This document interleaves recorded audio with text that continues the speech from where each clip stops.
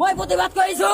আজি অন্যান্য পাইছো আজি আমার পবিত্র রমজান আমার ঈদ মোবারক আজি এই তো আমার সিলাদত্ত ডাঙ্গরিয়া আজি কি কারণে দেহতে কইলে যে তো অবিলঙ্গ বলি কে দেহতে কি কইলে আমার বাংলাদেশি বলি কইয়া থাকে অসমত খিলিন যে মুসলমান কেতিয়া নকয় তে তো কইছে যে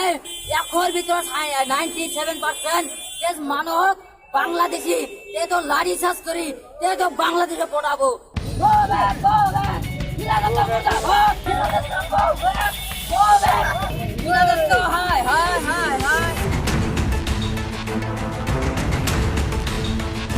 আৰু এইবাৰ তেওঁ ওলাই আহিছে ৰাজপথলৈ ওলাই আহি তেওঁ এজন বিজেপিৰ বিধায়কৰ বিৰুদ্ধে সৰব হৈ পৰিছে আৰু ইয়াৰ পিছতে তেওঁ জুমুঠি উদাস কৰিছে এজন বিশেষ বিজেপি বিধায়কৰ এতিয়া আপুনি হয়তো ভাবিছে চকুৰ আলীয়ে জুমুঠি দাহ কৰা সেই বিজেপি বিধায়কজন কোন তেন্তে শুনক সেই বিজেপি বিধায়কজন আন কোনো নহয়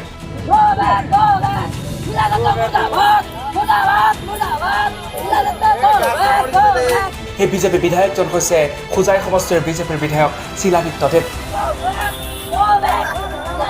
কেৱল জুমুঠি দাহ কৰাই নহয় শিলাদিত্যদেৱৰ বিৰুদ্ধে হুংকাৰ প্ৰদান কৰিলে এজন চকুৰ আলীয়ে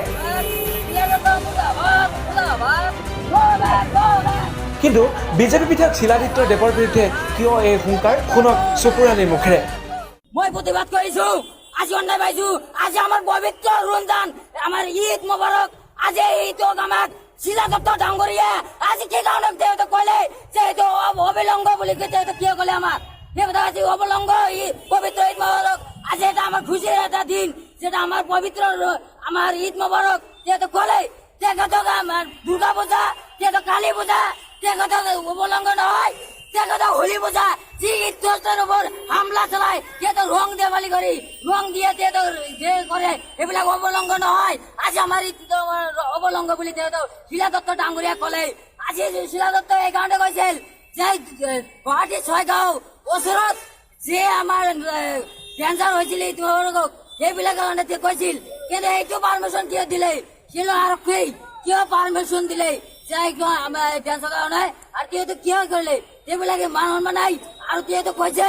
যে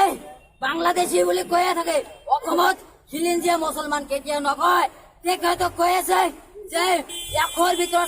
97% দেশ মানব বাংলাদেশি তে তো লাড়ি চাষ করি তে তো বাংলাদেশে পড়াবো তে কথা বিচাৰিছে কোন শিলাদিত্য এইটো বিজেপিৰ এমএলএ শিলাদত্ত ডাঙৰীয়া কৈছে যে হজার এজন বিধায়ক যে এখানে মন্তব্য দিয়েছে যে ঈদ অবলঙ্গ